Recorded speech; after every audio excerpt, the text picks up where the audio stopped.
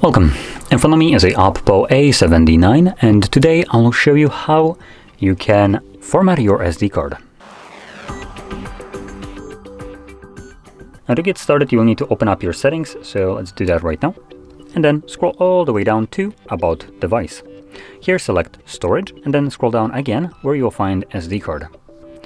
And in here, we should have Format option at the very bottom. So Format SD card. If you have some kind of screen lock, you'll need to confirm it. Now, I'm not actually going to go through it because I do have data on here that I need to first get transferred over. But you would go through it, and I believe after you confirm the screen lock, you just need to confirm that you do want to format your SD card. And it will go through an automatic process of formatting it. Once it's finished, it just gives you the pop-up that it's done, and that's it.